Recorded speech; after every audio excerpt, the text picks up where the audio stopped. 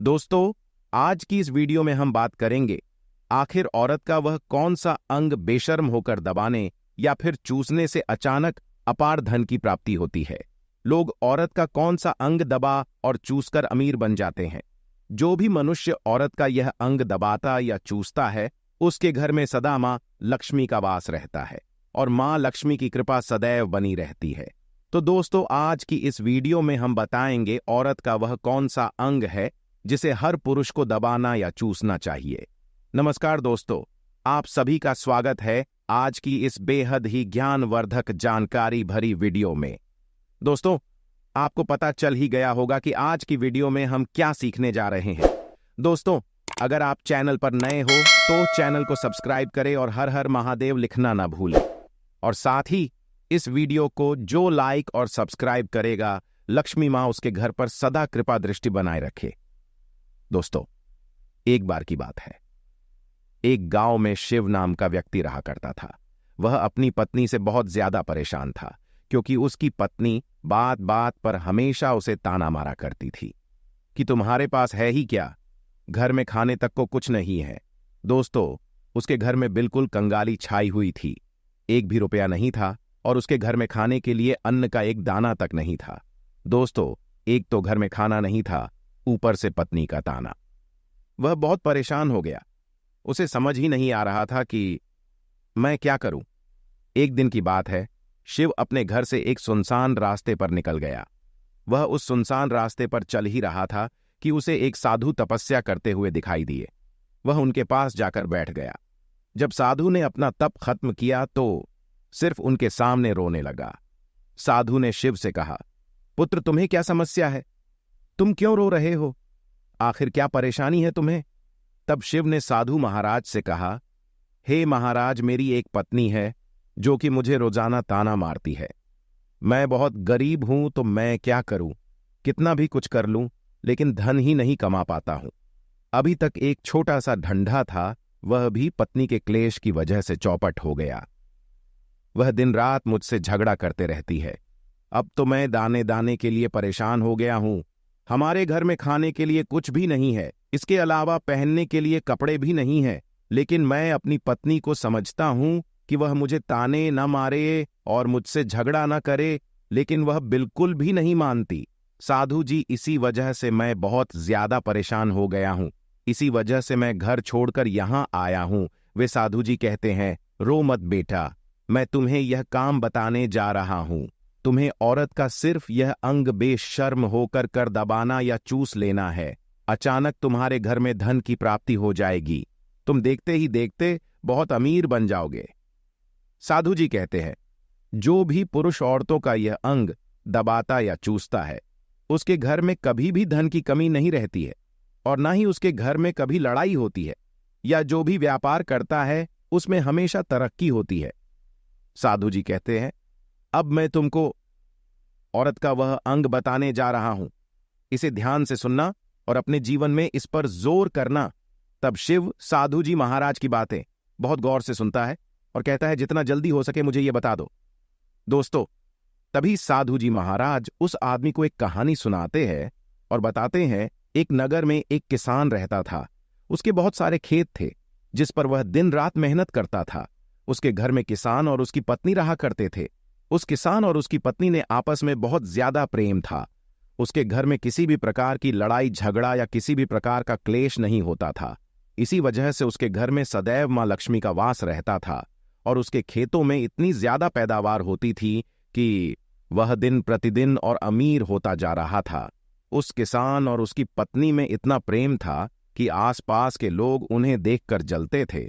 धीरे धीरे उसके पूरे गांव के लोग जान गए, किसान और उसकी पत्नी में बहुत ज्यादा प्रेम है। धीरे धीरे यह बात उस नगर के राजा तक पहुंच गई। दोस्तों, किसान और उसकी पत्नी की बात जब राजा के पास पहुंचती है तो राजा भी उसके प्रेम की काफी ज्यादा तारीफ करते हैं। वह सभी से बताते हैं कि हमारे नगर में एक किसान और उसकी पत्नी रहते हैं जिनमें कभी भी लड़ाई झगड़े नहीं होते। उन दोनों में आपस में इतना प्रेम है कि मैंने ऐसा अपनी जिंदगी में कभी भी नहीं देखा। एक बार की बात है, राजा पूरे नगर में ढिंढोरा पिटवाते हैं कि इस नगर में जितने भी लोग हैं वह सभी अपने घर में घी का दिया जलाएंगे। राजा की पत्नी पूछती है कि आप ऐसा क्यों कर रहे हैं, सबके घर में घी का दिया क्यों जलवा रहे हैं। राजा अपनी पत्नी की बात सुनकर कहते हैं, दीपक प्यार की निशानी होता है। जिसके घर में घी का दीपक जलाया जाता है उसके घर में सदैव प्रेम बना रहता है, और मैं चाहता हूं कि जो प्रेम किसान और उसकी पत्नी के घर में है वह हमारे पूरे नगर में रहे, पति और पत्नी के बीच। इसीलिए मैं हर घर में दीपक जलाना चाहता हूं। दोस्तों, राजा के सैनिक जाते हैं और हर जगह नगर में ढिंढोरा पीट देते हैं और कहते हैं कि सभी के घर में रात भर घी का दीपक जलाना चाहिए। दोस्तों, राजा की बात मानकर सभी नगरवासी अपने घर में दीपक जला देते हैं, लेकिन जैसे ही आधी रात होती है तो सभी के घर के दीपक बुझ जाते हैं, लेकिन किसान के घर का दीपक वैसे ही चलता रहता है। दोस्तों, दीपक हमेशा किसान की पत्नी जलाती थी, लेकिन उसकी बात नहीं मानती थी। वह हमेशा अपनी ही मनमानी करती थी। उसका जो भी मन करता था वो वही काम करती थी। लेकिन किसान को इस बात से कोई भी दिक्कत नहीं होती थी, क्योंकि किसान बहुत समझदार था। किसान सोचता था, यदि मैं अपनी पत्नी को रोक टोक करूंगा तो घर में बेवजह ही लड़ाई झगड़े होंगे। इसी वजह से कई चीजें किसान अपनी पत्नी की ये बातें अनदेखा करता था। किसान इस वजह से अनदेखा करता था कि उसके घर में प्रेम बना रहे। राजा अपने महल में चढ़कर पूरे नगर का नजारा देख रहे थे। उन्होंने देखा कि सारे नगर में किसी के घर में दीपक नहीं चल रहा है, लेकिन किसान के घर में दीपक जल रहा है। तब राजा अपनी रानी से बोलता है कि देखो, किसान और उसकी पत्नी के घर में दीपक जगमगा रहा है, लेकिन पूरे नगर में कहीं भी दीपक नहीं जल रहा है। इसी से पता लगता है कि किसान और किसान की पत्नी में कितना प्रेम है। तब राजा की पत्नी राजा से बोलती है कि जो किसान और उसकी पत्नी में प्रेम है वह किसान की पत्नी की वजह से है, और इसी वजह से उसके घर में इतना ज्यादा प्रेम है। दोस्तों, जब राजा रानी की बात सुनता है तो कहता है कि नहीं, तुम्हारा सोचना गलत है। जो प्रेम किसान के घर में है वह उसकी पत्नी की वजह से नहीं है, बल्कि वह किसान की वजह से है। रानी, यहां पर किसान बहुत ज्यादा समझदार है। आपका सोचना गलत है, और यही वजह है जो कि उनके घर में कभी भी लड़ाई झगड़ा नहीं होता है। दोस्तों, राजा कहता है किसान समझदार है, और रानी कहती है कि किसान की पत्नी समझदार है। दोस्तों, इसी तरह कुछ देर चलता रहता है। राजा कह रहे थे कि किसान समझदार है, और रानी कह रही थी कि किसान की पत्नी समझदार है। इसी बात को लेकर राजा और रानी के बीच काफी झगड़ा हो जाता है। इसके बाद रानी ने राजा की दाढ़ी उखाड़ डाली और राजा ने रानी को उठाकर जोर से पटक दिया। इसके बाद राजा कहता है, हम लोगों को झगड़ा करने की जरूरत नहीं है। क्यों ना हम किसान और उसकी पत्नी की परीक्षा ले, इससे सारा दूध का दूध और पानी का पानी हो जाएगा। लड़ाई करने के बाद राजा और रानी दोनों ही सहमत हो गए और दोनों की परीक्षा लेने के लिए तैयार हो गए। तब राजा अपने महल में जाता है और एक पुरुष सैनिक को बुलाता है और पुरुष सैनिक से बोलता है कि तुम किसान के पास जाओ और जो प्रश्न मैं तुमसे बोल रहा हूं वह तुम किसान को पूछना। वह सैनिक बोलता है, ठीक है महाराज। वह पुरुष सैनिक राजा की बात सुनकर किसान के पास जाता है। उस समय किसान की पत्नी खेतों में गई थी, लेकिन किसान की कुछ तबीयत ठीक नहीं थी। इस वजह से वह खेतों पर नहीं गया था। इस समय पुरुष सैनिक किसान के घर पहुंच जाता है और किसान से कहता है, मैं राज दरबार से आया हूं, राजा ने मुझे भेजा है। दोस्तों, किसान कहता है, बताइए मैं आपकी क्या सेवा कर सकता हूं। आप बैठ जाइए, मैं आपके लिए पानी लेकर आता हूं। तब वह सैनिक बोलता है कि नहीं, तुम कुछ भी मत लाओ, मैं राजा का सैनिक हूं, बस आपके पास राजा का समाचार लेकर आया हूं। तब किसान कहता है, ठीक है सैनिक, आप मुझे बताओ राजा साहेब ने मेरे लिए क्या समाचार भेजा है। सैनिक कहता है, किसान, राजा साहेब ने यह बोला है कि यदि तुम अपनी पत्नी को छोड़ देते हो तो राजा जी आपको बहुत सारे हीरे जेवर और साथ में तुम्हारे जमीन से 2 गुना ज्यादा जमीन राजा जी आपको भेंट में दे देंगे। इसके अलावा राजमहल का भी आधा हिस्सा आपको दिया जाएगा। लेकिन जो किसान ने जवाब दिया वह सुनने लायक है। किसान ने कहा, राजा जी अपना पूरा महल मुझे क्यों ना दे दें, लेकिन मैं अपनी पत्नी को नहीं छोड़ूंगा। जाओ और अपने राजा से यह कह दो कि किसान ने ऐसा कहा है। सैनिक जाता है और राजा को सारी बातें बताता है। इस समय रानी वहां पर सैनिक की बात सुन रही थी। सुनने के बाद रानी ने कहा, आपने किसान की तो परीक्षा ले ली, लेकिन किसान की पत्नी की परीक्षा नहीं ली। इस तरह से हम कैसे पता कर सकते हैं कि कौन समझदार है? इसके बाद रानी ने कहा, अब मैं भी किसान की पत्नी की परीक्षा लेना चाहती हूं। जब दोनों की परीक्षा हो जाएगी तभी तो पता चलेगा कि कौन समझदार है। फिर रानी ने भी एक सैनिक बुलाया और कहा, मेरी बात किसान की पत्नी को बोलना और याद रखना। ये बात तभी बताना जब किसान वहां पर ना हो।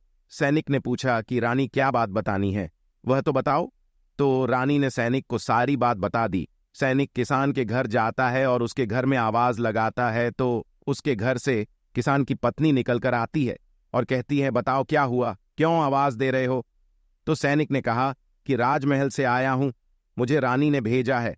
किसान की पत्नी ने कहा, बताओ किस लिए आए हो? तब सैनिक ने कहा, रानी ने बोला, यदि तुम अपने पति किसान को मार देती हो तो आपको बहुत सारे हीरे और जेवर रानी आपको देंगी और साथ में राजमहल का भी आधा हिस्सा आपको मिलेगा। इसके अलावा जितनी भी आपकी जमीन है वह तो आपकी ही रहेगी, लेकिन उसकी 2 गुना जमीन भी रानी आपको देंगी। ये बात सुनकर किसान की पत्नी तैयार हो जाती है और कहती है, ठीक है, यदि मुझे इतना कुछ रानी साहिबा देंगी तो मुझे मंजूर है, मैं अपने पति को मार दूंगी। तब सैनिक पूछता है कि रानी को कैसे पता चलेगा कि आपने अपने पति को मार दिया है? तभी किसान की पत्नी बोलती है कि मेरे घर में जो दीपक जल रहा है, जब मैं किसान को मार दूंगी तो उसे बुझा दूंगी, तभी आपको पता चल जाएगा कि मैंने किसान को मार दिया। अब सैनिक किसान की पत्नी की बात सुनकर राजमहल जाता है और रानी को सारी बात बता देता है। किसान की पत्नी की बात सुनकर रानी तो बहुत अचंभित हो जाती है। राजा और रानी को स्त्री जात से बहुत नफरत होने लगती है। उसी समय राजा अपने नगर के सभी लोगों को बुलाता है और कहता है कि मैं चाहता हूं कि मेरे और मेरी पत्नी की वजह से किसान की जान न जाए। तुम लोग ऐसा करो, उस किसान के घर जाओ और सारी बातें बता दो और उस किसान को बचा लो, वरना किसान की पत्नी उसे मार देगी। इधर सैनिक किसान के घर जाते हैं और सोचते हैं कि किसान की पत्नी किसान को रात में मारेगी और दिया बुझाएगी। इससे पहले ही हम किसान के घर में पहुंच जाते हैं और किसान को बचाते हैं। दोस्तों, जैसे ही राजा के सैनिक किसान के घर पहुंचते हैं तो देखते हैं कि किसान तो मरा पड़ा हुआ है। तो सैनिक किसान की पत्नी से बोलते हैं कि तुमको तो किसान को रात में मारने के लिए बोला गया था, लेकिन आपने अभी किसान को क्यों मार दिया? तब वह किसान की पत्नी बोलती है कि किसान को तो मुझे मारना ही था, रात में तो सिर्फ मुझे दिया ही बुझाना था, इसलिए किसान को तो मैंने दिन में ही मार दिया। सभी सैनिक तुरंत ही किसान के घर से दौड़े दौड़े जाते हैं और राजा रानी को सारी बातें बताते हैं। राजा और रानी दोनों क्रोध से आग बबूला हो जाते हैं। इसके बाद राजा और रानी किसान की पत्नी को बंदी बनाकर लाने के लिए अपने सैनिक से कहते हैं। सैनिक जाते हैं, किसान की पत्नी को बंदी बनाकर लाते हैं। राजा किसान की पत्नी से पूछता है कि ऐसा उसने क्यों किया? तुम लालची औरत हो, तुम्हें पैसों से ज्यादा प्यार है। तभी किसान की पत्नी ने जवाब दिया और बताया कि मुझे तो किसान को पहले से ही मारना था, वो तो मैं कोई बहाना ढूंढ रही थी, क्योंकि किसान की आदत बहुत ही खराब थी, वह मेरे साथ बहुत खराब व्यवहार करता था। तो राजा ने कहा, ऐसा क्या करता था? किसान की पत्नी ने जवाब दिया, वह मेरे नाक का ऊपर वाला हिस्सा अपनी उंगली से हमेशा दबाया करते थे। इसके अलावा किसान एक काम और मेरे साथ करता था, वह किसान मेरे कान का पिछला हिस्सा अक्सर अपनी जीभ से स्पर्श करता था। राजा ने पूछा, ये बताओ, जब आप लोग गरीब थे तब क्या किसान आपके साथ ये काम करता था? तो किसान की पत्नी बोलती है, नहीं महाराज जी, तब ऐसा नहीं करता था। तब राजा ने कहा, मैं समझ गया कि किसान ऐसा क्यों करता था। उसी समय साधु जी ने शिव से पूछा, तुम्हें कुछ समझ में आया क्या? औरत का कौन सा अंग दबाने तथा चूसने से लोगों को अचानक धन की प्राप्ति होती है? तो शिव ने कहा है, साधु जी, मुझे अभी समझ में ही नहीं आया। तभी साधु जी कहते हैं, अगर अभी समझ नहीं आया तो मैं फिर से तुम्हें बताता हूं। किसान अपनी पत्नी के साथ पहला काम करता था, वह है उसके नाक के ऊपरी हिस्से को अपने उंगली से दबाता था। तो जिस भी मनुष्य के घर में पैसों की किल्लत है, उसे अपनी उंगली से औरत के नाक के ऊपर के हिस्से को जरूर दबाना चाहिए। दोस्तों, औरत के नाक के ऊपरी हिस्से को बहुत ही शुभ माना जाता है। इसी वजह से जो ये काम करता है वह हमेशा धनवान पुरुष बनता है। दूसरा काम है कि जो भी पुरुष औरत के कान का पिछला हिस्सा अपने जीभ से स्पर्श करता है उसके किस्मत के द्वार खुल जाते हैं, उसे अचानक धन की प्राप्ति होती है। ऐसा इसलिए होता है क्योंकि औरत के कान के पिछले हिस्से में माता लक्ष्मी का वास रहता है। जब आप ऐसा करते हैं तो माता लक्ष्मी आपसे प्रसन्न हो जाती है और आपको अपार धन की प्राप्ति देती है। और आपने एक बात तो जरूर ही सुनी होगी, औरतें माता लक्ष्मी का रूप मानी जाती है। इसी वजह से इस संसार में जो भी मनुष्य यह 2 पवित्र काम करता है उसका घर धन से भर जाता है, जो कि इस कहानी में किसान भी अपनी पत्नी के साथ करता था। लेकिन आप जब भी ऐसा काम करें तब आपको अपनी पत्नी को पूरी बात बतानी चाहिए, अन्यथा आपके जीवन में भी इसी तरह अनर्थ भी हो सकता है। दोस्तों, आज का ये वीडियो आपको कैसा लगा हमें कमेंट में जरूर बताएं, और आप चैनल पर नए हो तो सब्सक्राइब अवश्य करें। धन्यवाद।